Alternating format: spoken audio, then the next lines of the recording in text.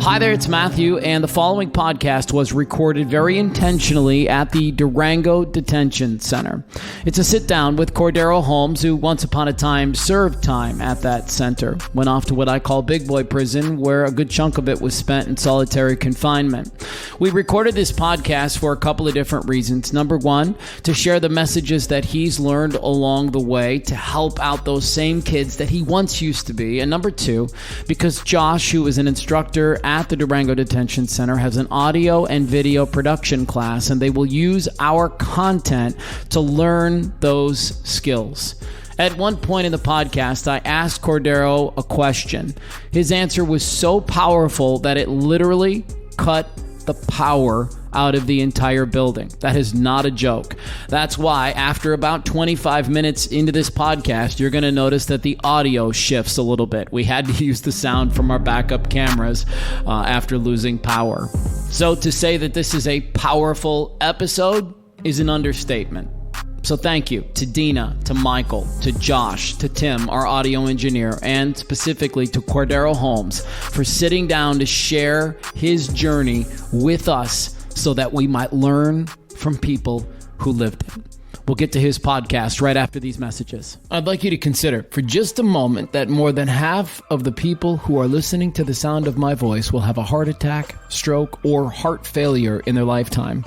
However, research shows us that up to 90% of heart disease and stroke is preventable. I think about my own father, who died by heart attack at just 47 years old, and I wonder how much longer he'd be around if we'd just known about Health Span MD. Dr. Todd Hurst, a board-certified cardiologist, is not just my doctor. He's helped thousands of people just like you and me with his approach. Health Span MD is the way healthcare is supposed to be. An ongoing partnership between you and your expert healthcare team that guides you step by step on the best opportunities to achieve your health, weight, and longevity goals. Please take a minute and sign up for his 3-step consultation and witness the Health Span MD difference for yourself, so you can be here longer for your family and, most importantly, yourself. HealthSpanMD.com.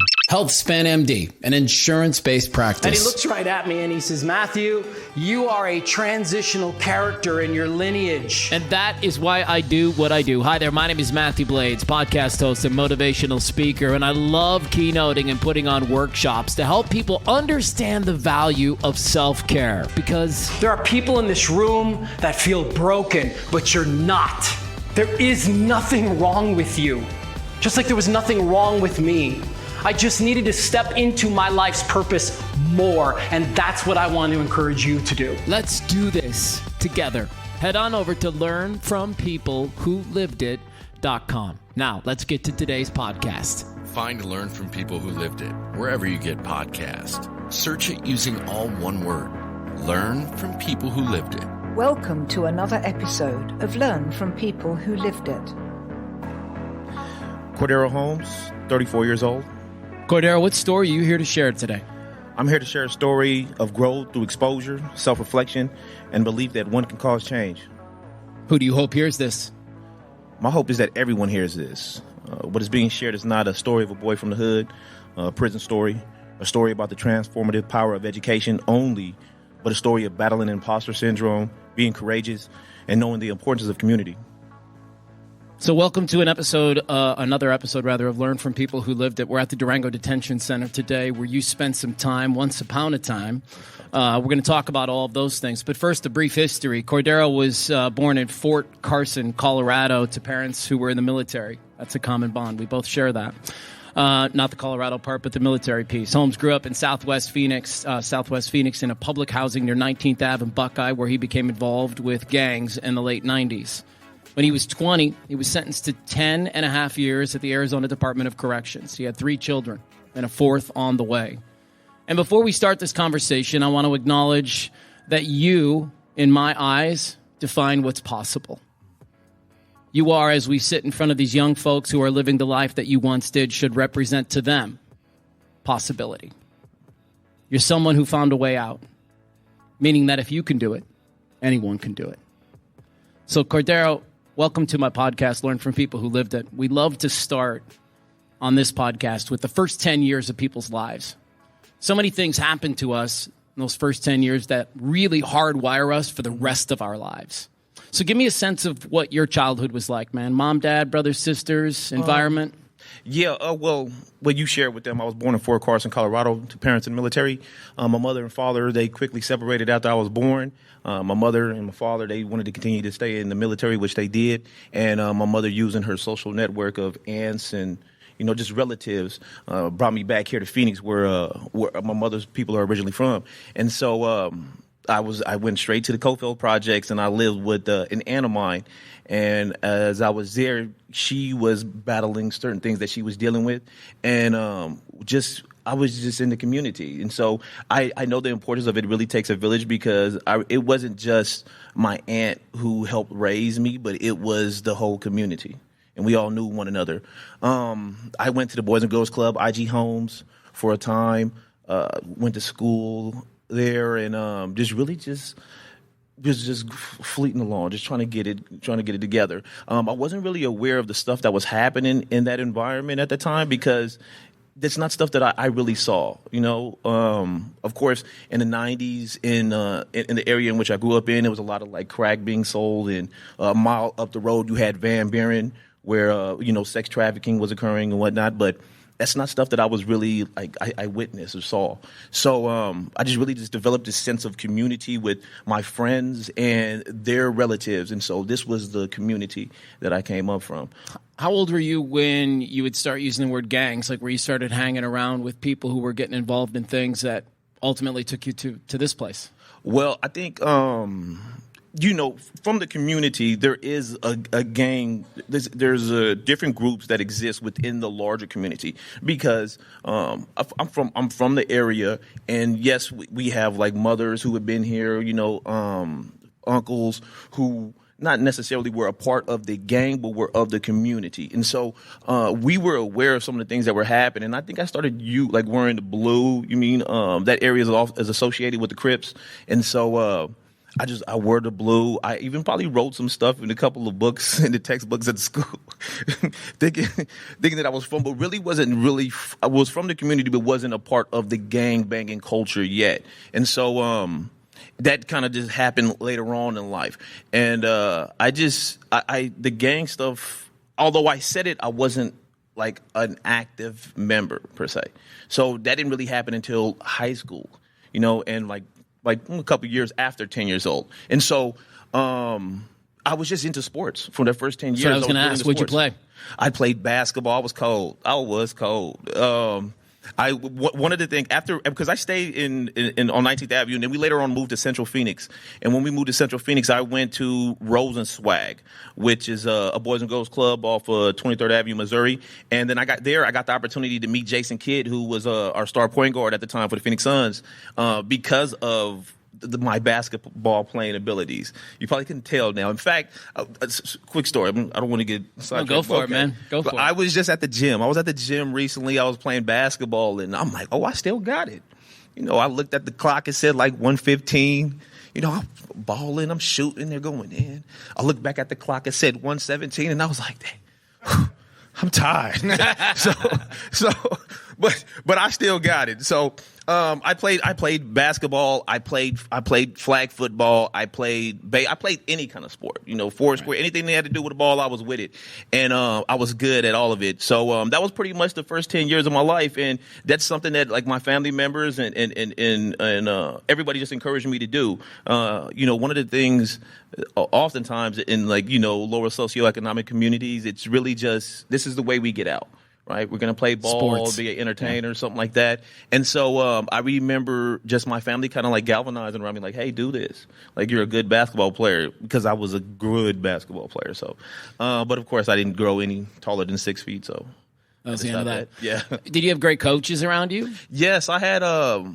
One coach that comes to mind for sure was actually my 8th grade teacher. His name's Art Sanchez, and I knew Art, or Mr. Sanchez, before he was my 8th grade teacher, because he was a manager at that Boys and Girls Club that I was telling you about, Rosenswag.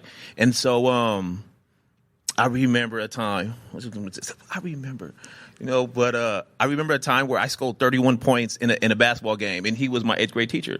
And so when we went back to school the next day, he made sure that everyone in the class knew, because everybody knew that he's also my coach, that I scored 31 points. And for like some of the older folks who are familiar with Allen Iverson, at that time Allen Iverson was just a man, and he had a deal with Reebok, and he had like these jerseys with the 3 on it.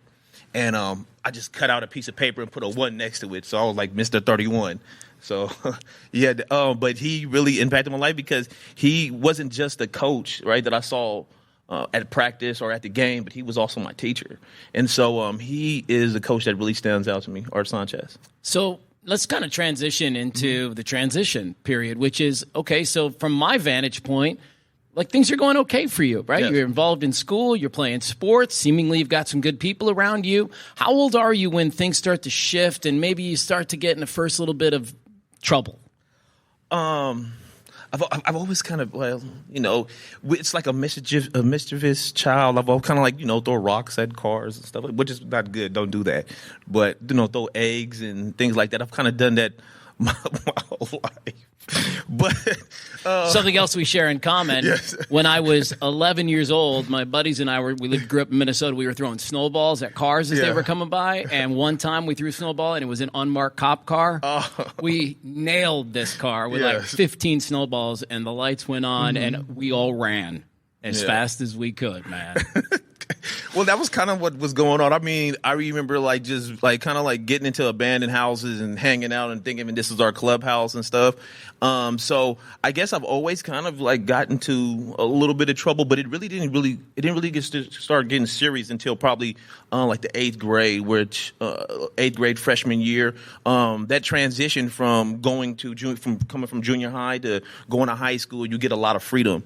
That kind of freedom was just, I was able to get home before my mother got home, answer the phone and say, hey, I know I wasn't at school, but she won't know this, And then, of course, she found out because she get a letter in the mail and says, hey, your son hasn't been in school for X amount of days. He's truant. Now you got a court date. And so that freedom was kind of it's just when I just started walking around with guns and really got involved in the gangs. And what about basketball? Where was that in your life? Basketball, it was still there, but it's just like I just stopped playing basketball after the 8th grade. And I even tried to play football, tackle football for the Alhambra High School Lions. And I remember when I was coming up, it was like Terrell Davis, Jamal Anderson's, Jerome Bettis, the bus, and I was like super quick and fast. And so these are all backs. I just wanted to run the ball. Just wanted to run. But when you're 14 years old and you're going to high school and you're playing ball with 17-year-olds who are taking creatine and have already did weight training.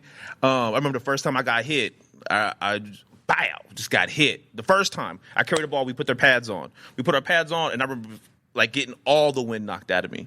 And I remember the coach. I can't remember his name at the time right now. But I remember him looking at me and said, you all right?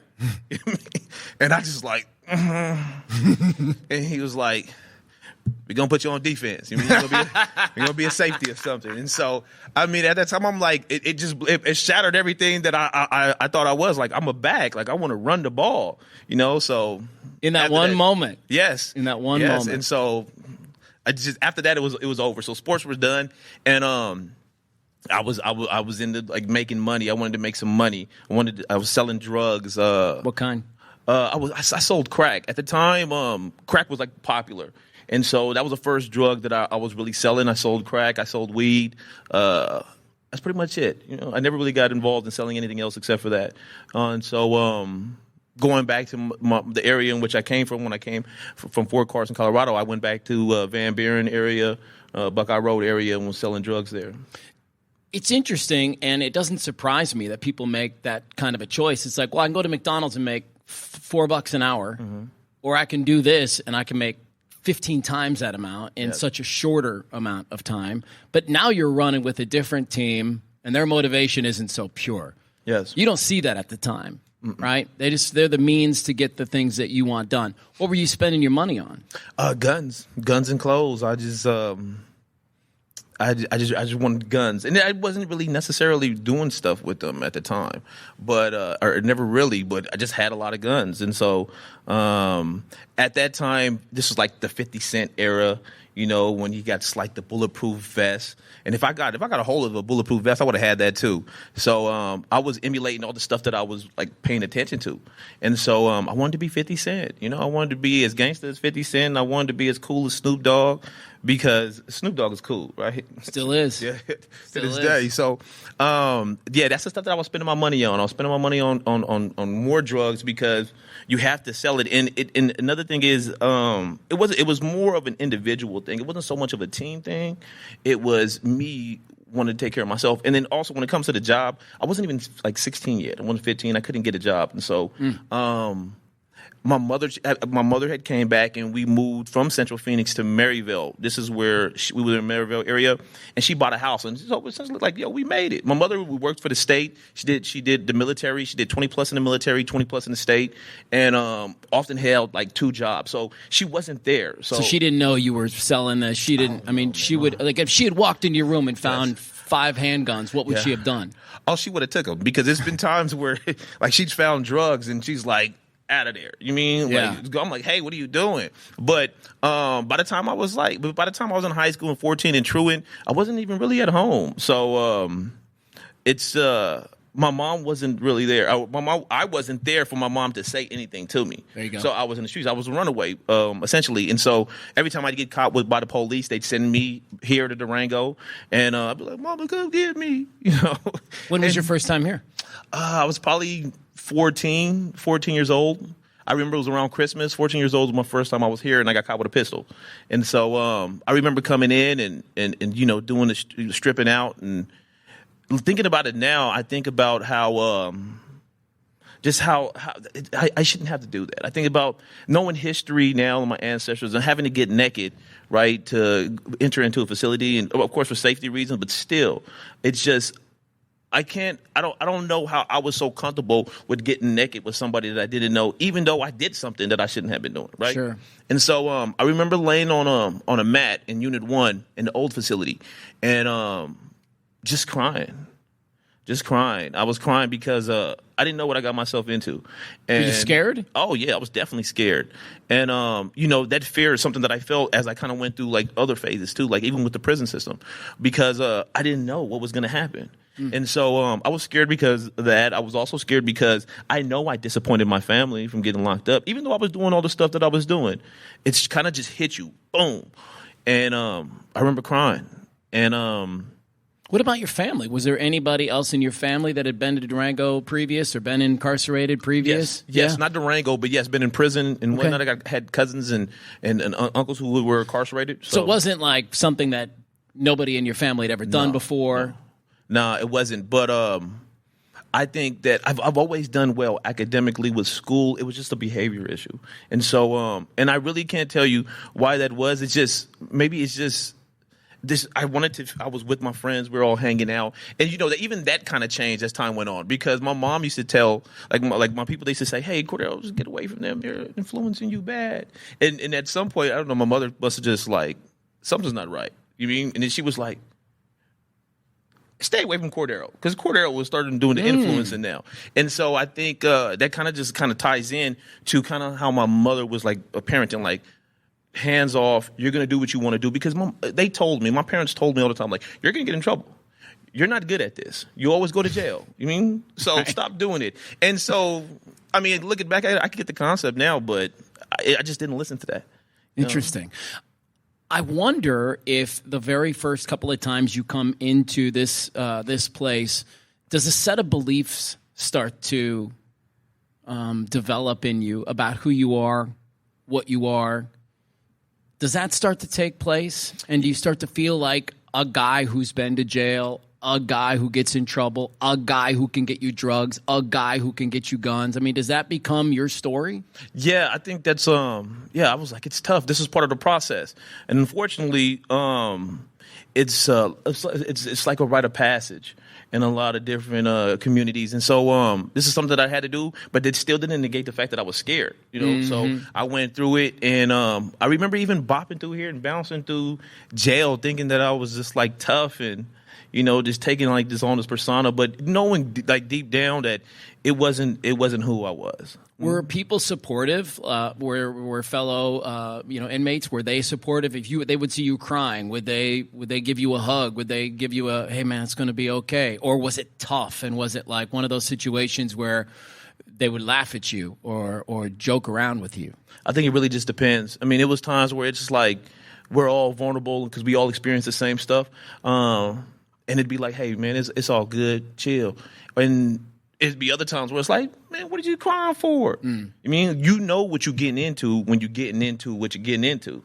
I mean, so these are the effects, the results of your actions. You commit crime, you go to jail, take it on the chin, and that's kind of like, oh man, you're right. But still, it doesn't mean that I just have to be okay with it. And so I still was like crying because I was hearing all the disappointment that I've caused for my family and things like that. So, but you kind of disappointed yourself too, if we're honest, right? Like looking back. Well, looking back now, Yeah. At that time, no. At that time, I felt like I got to meet this model, this paradigm of what being, a gangster is, being tough, what being a man is from my perspective. Right, you have to be tough. You have to be mean. You don't cry. If you cry, dry your eyes. You just kind of walk it off. And you don't really embrace those feelings. Kind of like analyze those feelings and why you feel the way that you feel. You just go through the feeling process and then you move on. Mm-hmm. So you eventually you sort of wind that down a little bit because you meet somebody, you have children, you get 3 kids, 1 on the way, Yes. and then you find out that you're going to the big boy house, Yes. right? What's happening in between those years where you leave here and you develop that kind of situation and then you go back? What's Cordero's life like then? I mean, I was deeper. I was deeper into the life, really. Really? So it wasn't. When you said meet people, it wasn't that. I got 4 children from 4 different women, and so I was just in the streets. I was in the streets just thugging, really. And so I was selling drugs, moving from one place to another. And wasn't doing much. After I left Durango, I got committed to Adobe Mountain. And when I was in Adobe Mountain, I got my GED like at 16. And so things were looking up. I'm like, okay, well, when I get out, I'll probably do better, get a job or something. I don't know. And I got out and they had this vocational rehab. And they were like, what do you want to do? I had a friend of mine that owned a barbershop. And so I'm like, you know what? I'll cut here. I'll go to barber school. And so I went to barber school, which at the time was a barber school in Desert Sky Mall, which is right across the street from Trevor Brown High School. And I'm like, this looks like a money opportunity. So I get some weed. I start selling weed. And in that time, this is when I'm having children because now I'm having things. I'm driving cars. I'm trying to be cool, And I turned 18, was in and out of the county. I did like 6 months or something. Traffic tickets, was there for a week, catch a charge. They don't got no evidence. Let me go. So that was just a real quick time. And then boom, 10.5 years. You go into prison. So it's like, well, I guess I'm gonna sit down now. Right. So that's kind of like what was happening during that time. What kind of a dad were you in those early years? I was present, but I wasn't a good dad. I could honestly say, I could look back and say that I wasn't a good dad. Because if I was a good dad, I would have done all the things that wouldn't have resulted in me going to prison for 10.5 years. And so I was a deadbeat. I was all of those things. Yes, I was present, was there, but I didn't care for them like I should have, And my first son, Cordero, he was born 14 ounces and 12 inches long, and he's on the spectrum. And he stayed in the hospital for a whole year. Wow. And so I did everything that I had to do in order for him to come home, but it still didn't change how I conducted myself when I left the hospital because I had 3 other children and then went to prison. And so I wasn't a good one. I wasn't a good dad at all.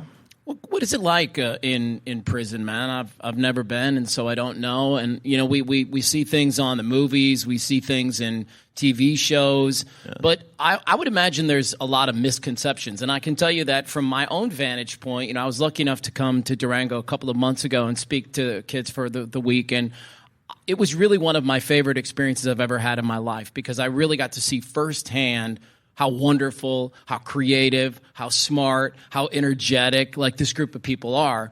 And it shattered in a lot of ways some stigmas for me that I might have walked in here with, right? So what are some of the biggest misconceptions that you think people have about prison? Well, there's probably a lot. Yeah, there is. I mean, I would say that, we're not in there we weren't in prison just stabbing each other and raping one another and stuff. I think that's what a lot of people think is going on. And even that stuff that I thought when I went to prison, that fear that I had the first time was present when I went back as an adult. And, I tell them probably pretty much every time I come here that first yard that I hit when I got off the bus, getting ready to go to prison, I had those fears. I'm like, man, what's going to happen? Do I got to knock out the biggest dude, or what's going to happen? Like, I got to, exert my dominance. So you brought misconceptions to the table too. Yes. For sure. And it's crazy because I look back, because I by that time I've known like so many people that have been to prison. And I'm like, I'm way tougher than him. I'd be all right. But still, that fear still existed.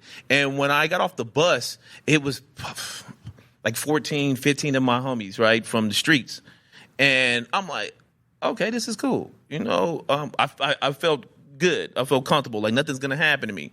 And, later on, after I did 10 years, I went back for 3 months for speaking to a relative. I know we're kind of getting ahead, but that feeling of comfort that I felt that first time when I went back after getting out and for like a year and a half and seeing all my friends, that's not what I felt.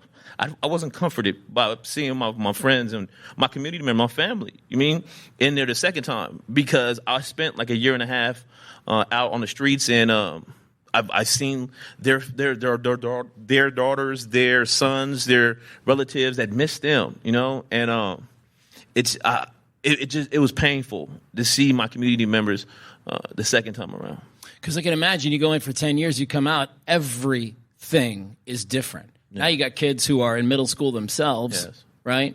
I don't know what the situation is with all the moms, but that's got to be complicated, to say the least, right? So let's stay with that 10 years for just a few moments, because I'm curious what kind of growth takes place for you personally while you're locked up. Well, going back to the misconception, and then we'll go right here. Everybody wanted to help each other, you know, and so it was like a sense of vulnerability that everybody had with one another, as far as like, hey, brother, you need something, you okay? We're gonna look out for you. The individuals who have been incarcerated for a longer period of time, who had longer time, right, or were never getting out. They were kind of teaching the younger folks, like, hey, man, you don't want to do this. You don't want to be old in prison like me. And so a lot of that stuff went through one ear and out the other, because of my first half of prison time, I still was pretty much doing the same stuff I was doing on the streets in prison. And so, meaning what? Meaning selling drugs in prison. Really? Yes. How does that work? Well, it works, so it happens.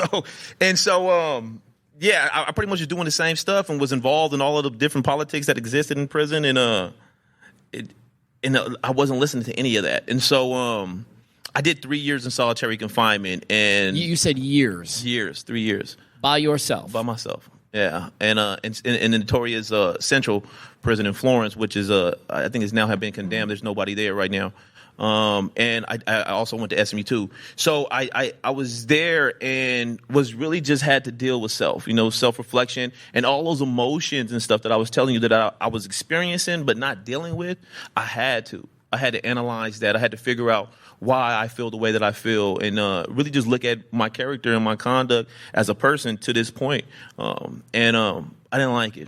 Did you ever have that thought where you're like, what have I come to that I'm so dangerous, I don't know what the word is. I'm such a this that I've got to be by myself now. Like, they won't even let me hang out with people anymore. Yeah. That's got to be such a weird thing to process. Yeah. I never thought about it like that. But I tell you, like, I felt like. Were you just angry? Were you mad the whole time?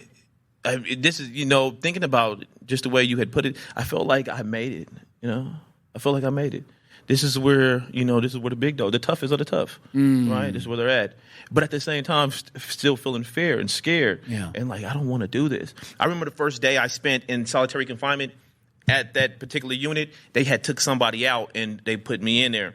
And I just remember the smell of this individual. I don't know who he was. I don't know what he looked like. I didn't know what he did. But I remember the smell of him in that little cell. This is a small cell. And I remember like this off-white on the walls that looked like somebody just picked their boogers and just spread them on there, spit loogies on it. It was just disgusting.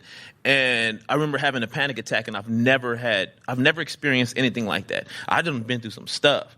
But being in a cell and just hearing the doors just close behind you and so looking at all of these things, I just sat down and I was scared, and I had this panic attack. And I remember just really kind of just trying to put myself together. Like, you got to get it together. Cause at that time, they don't tell you when you're going to get out of lockdown. So I don't know how long I'm going to be there. I know I'm going to be there. And I remember being extremely scared. I can imagine. I've had 3 panic attacks in my life, which kind of led to my life change. And they do. If anybody's never experienced them before, it's almost, you feel like you're having a heart attack. Yes. I mean, they are terrifying, especially if they're bad. Yeah. And you think about it. I mean, you think about your first one. Yeah. You don't know what's going on. What is this? Yeah. And I didn't know what I was going on. And it's only later on, I'm like, oh, that's what that is. Because I see other people experience it who have experienced it multiple times. And they say that was a panic attack. And I'm like, man, I felt like I was going to die that day. I've had heartburn, and it felt like that, when you get older. It's worse. Yes, it's almost worse. What's great about Cordero's story is that it doesn't have a bad ending, right? And in a lot of ways, you're writing the ending right now for yourself. And I wonder if you can take us and the people that are listening to this to the moment where you get a little clear on what the second half is going to look like. How old are you when you start to go, all right, man, enough of this. Like, I'm done doing this. I'm ready for something different. I think I was probably like 20. It was like 25, 24, 26, something like that. I couldn't remember, but I was in lockdown. And I remember running through the autobiography of Malcolm X by Alex Haley. And just really seeing myself in Malcolm, In what ways? And, coming from the streets, being a hustler, peddling drugs and, taking advantage of women and things like that. And him and his experience in prison with like the Nation of Islam, changing his life, because he's now aware that, a lot of the stuff that he was into was something that was kind of designed for him to be a part of for not the best reasons. And so him getting out and then just seeing his continual like evolution of change, and even to the point where he even took on kind of like this mentality of, us versus them, meaning blacks versus whites, to going to Mecca and then sharing with his friends out here. It's like, I just drank out of a bowl with I just shared a cup of water with a blue-eyed, blonde-haired white boy, and he was my brother. And so it even didn't change. And it's kind of like how, let's think some of the things that I went through as far as like different breakthroughs in life. When I was coming up, you had to be from my neighborhood in order for me to communicate with you, to be friendly with you and things like that. And then going to prison and seeing individuals who may have been from the other side of the bridge, but I was dependent on them for my protection. I was dependent on them to make sure that I'm safe in an environment that is segregated by race. And so it's like, I don't care if you're from that side or if you were that color. If you're black and you sit at this table, you're my brother. And then later on, going into solitary confinement and then really having like my first dealings with white people. I didn't really see much white people growing up. And we're a gigantic pain in the ass. Yeah. But no, I mean, I think it's really cool, man. And I'm somebody who likes to celebrate moments, and this moment right here is very special to me because I always feel like everybody's my brother. Mm-hmm. Like it doesn't matter to me what you look like. It's where your heart is, where your head is, and I can get down with just about anybody who leads that way. See, that's the beautiful thing about it, because what I was saying is, while I was incarcerated, when I was in solitary confinement, you only deal with the individuals that you're around. And so this is my first interaction with white people where, they had bolts and swastikas on them. And you would think like, these are bad people. But we were able to see the human in one another. And so these were my first interactions with white folks, and we all go through the similar experiences. We laugh, we cry, we deal with fear. We're vulnerable because at that time we were in solitary confinement and really building community, with just the individuals I was around, white people, brown people, black people, all people. And then later on getting out of solitary confinement and going back in the general population. And because of like certain things that occur, I'm now dealing with administration in a way where it's I'm seeing the humanness in them, because the common culture that was now permeated my brain was it's us versus the system. And then being there and seeing that they just wanted to take care of their family.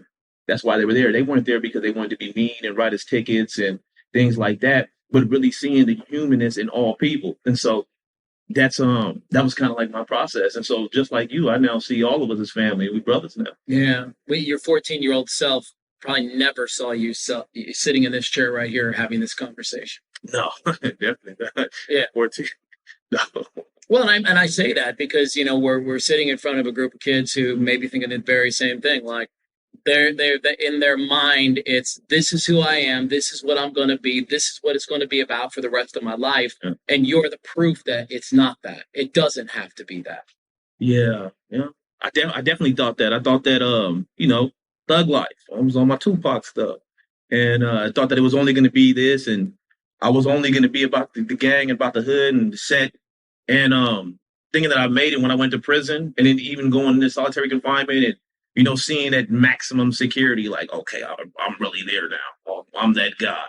And that's all it was going to be, in and out of jail, selling drugs and stuff. And it was Malcolm X. It was Malcolm X, and just reading, and just being hungry for education, whether it's formal or informal.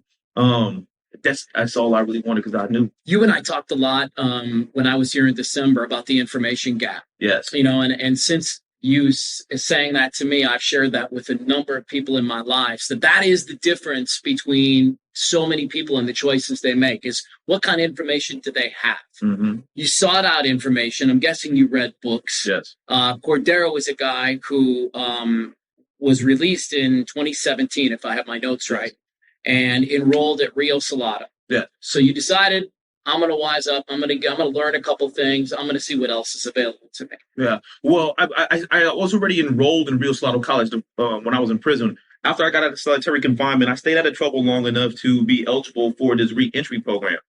And that reentry program that is available through Rio Salado College in prison kind of just gave me an opportunity to articulate all the stuff that I was reading while I was in solitary confinement. And I think it's important to note that it was an English 091 class that's not even a college class, but helped me. And it feels good to know that I'm learned, and I could share not just the stuff that they're teaching me, but my own experiences in a way that, they're being validated in a way, even though it's not important because I didn't need them to do that, by a formal institution is saying, like, this is good stuff. Like, your writing is amazing. Like, and that was the encouragement I needed to when I get out. For when I get out, I'm like, you know what? I don't want to start something and not finish it. And so enrolling into Rio Salado College upon my release, I was released December of 17, spring of 18. I was enrolled in Rio Salado College, and I was a full-time student. I think I was a part. I took like 3 classes. So I was full-time. Either or. But I continued and I did it. And so at this time, within a year, I'm going to class, spring, summer, fall.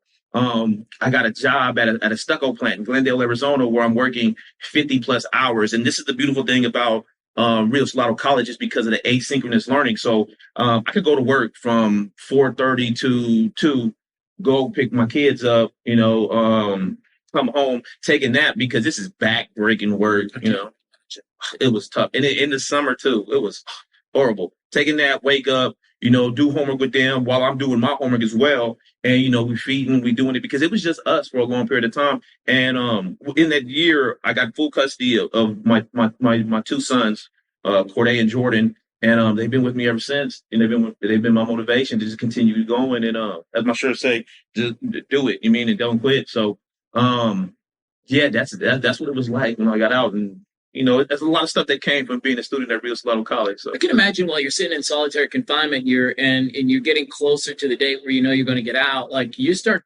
dreaming almost about what your life is going to look like when you step outside, right? Yeah. And I don't know how early that dream starts to begin for you, but what did you dream about, and then what did it look like in reality, and were they close? The things that I thought about was just getting out. I just really wanted to get out, and I wanted to be a father to my children. I wanted to be, I wanted to make sure that I was present. And so these were the things that I thought about. And I remember that first class, that English 091 class, and I remember even sitting like on my bunk and thinking like, you know what, I want to graduate. I'm going to graduate. And when I graduate, I'm going to be the commencement speaker. And that all came to a head, and these were the things that I had thought about. I saw the photo.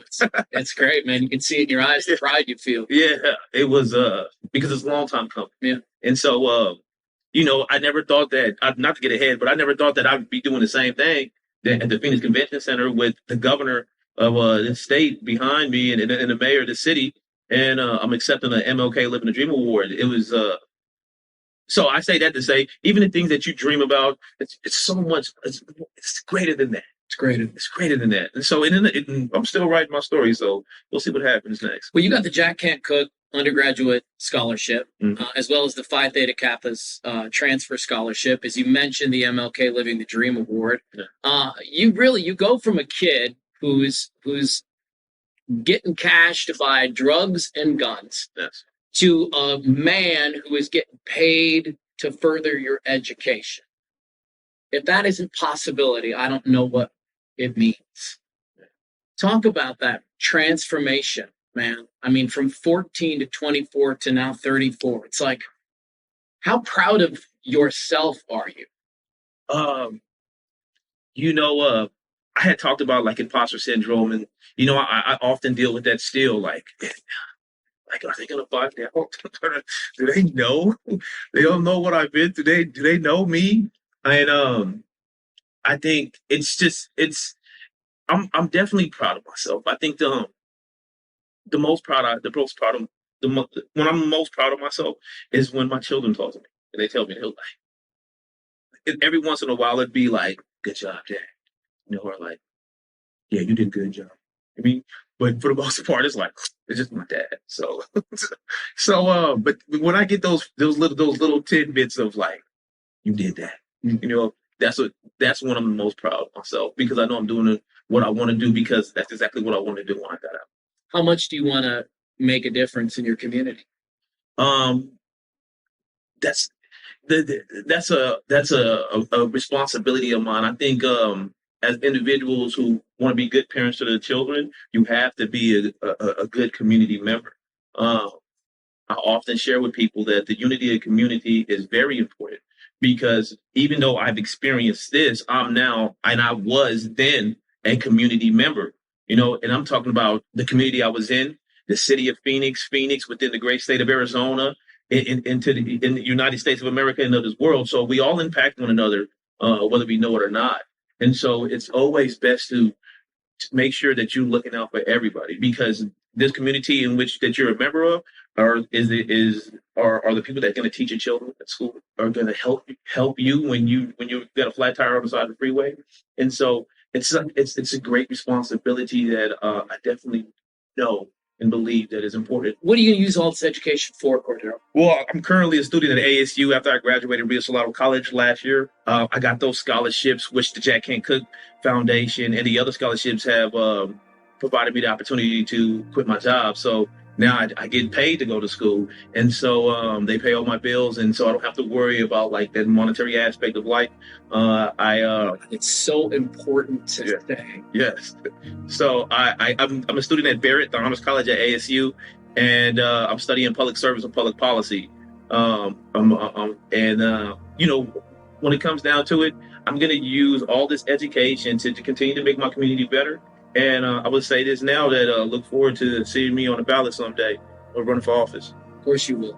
And we would be wise to put you in that chair, right? As somebody who's seen it all. Yeah. Because so many of us come from pretty one-dimensional approach, right? But you've had tons of world experience. What kinds of things do you want to do? Like if we elect you into some chair, man, what's one of the passions you have to get to work on?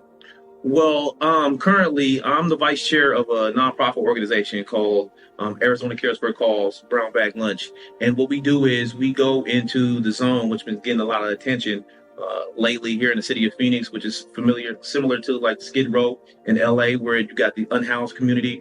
And we go out there at least once a month, depending on how much we can provide to them. And we help them with clothes, food, and other different resources. But I think more than anything, what they really need is that validation and that hope. Like, hey, yeah.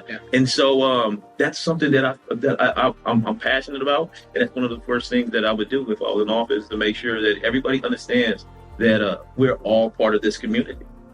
And we guys all together, don't we?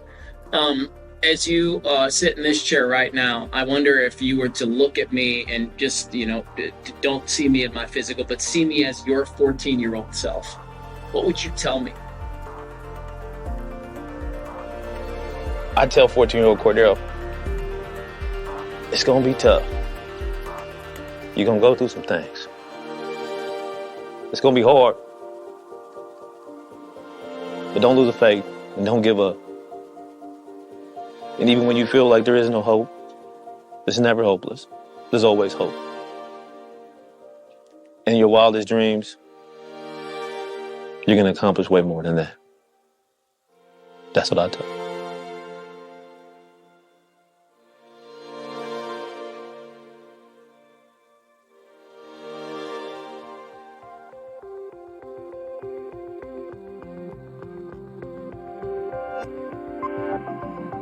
We have 3 goals with Learn from People Who Lived It. 1. To help you feel less alone. 2. Encourage you to seek out a coach, a therapist, a church, anyone who can help you get through your journey and find some healing. 3. When you're ready, share your story with us. Find Learn from People Who Lived It wherever you get podcasts. Search it using all one word. Learn from People Who Lived It.